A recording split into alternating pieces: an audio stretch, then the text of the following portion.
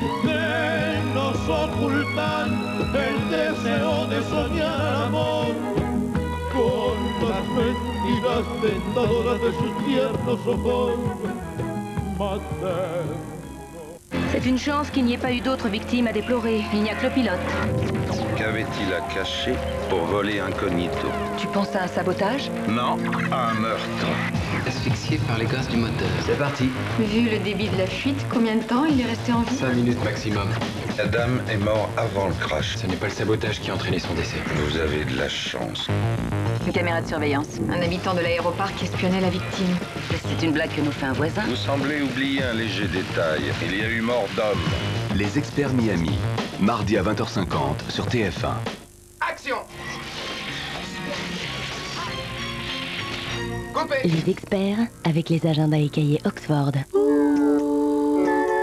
118 008, la météo des vacances avec 118 008, les renseignements page jaune.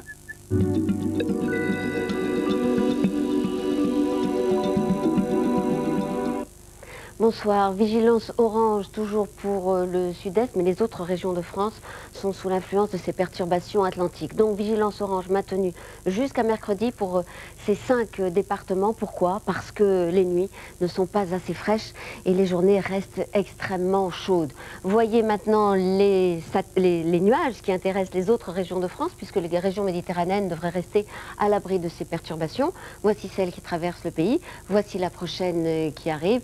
Et demain matin, on devrait retrouver, voilà, celle qui est en train de traverser la France, du sud-ouest jusqu'au nord-est, avec à l'avant un voile de nuages, à l'arrière des nuages bas ou un voile de nuages à nouveau pour le nord-ouest.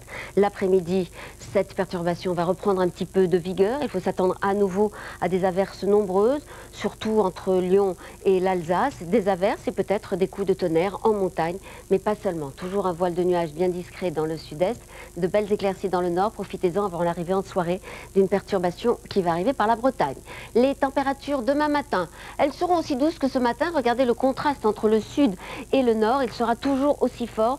12 degrés par exemple pour Rouen et au moins 24 degrés à Perpignan. En revanche, l'après-midi à Perpignan, il fera 34 degrés et à Amiens, on retrouvera les 24 degrés des régions sud du matin. Le minimum pour Brest avec 21 degrés et au moins 36 degrés pour Nîmes et pour Marseille. Il faut en effet vous attendre dans le sud-est à ce que le thermomètre monte encore au moins jusqu'à demain ou après-demain.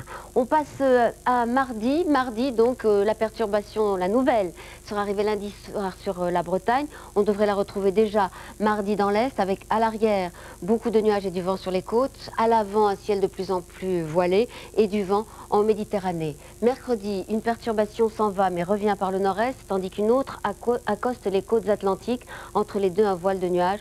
Toujours pas de nuages en Méditerranée, mais toujours du vent. Regardez les températures, une moyenne de 22 degrés pour la moitié nord, de 27 degrés pour la moitié sud. Mercredi sera sans doute la journée de la semaine la plus fraîche. Jeudi, beaucoup de pluie partout, sauf en Méditerranée où il y aura du vent, sauf en Bretagne, où le temps sera sans doute calme et serein.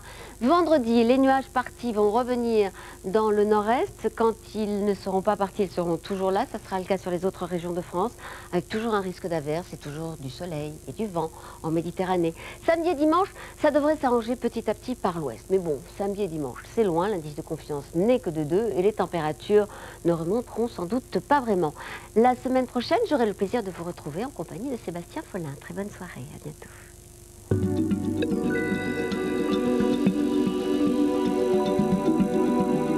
La météo 118 008 avec 118 008.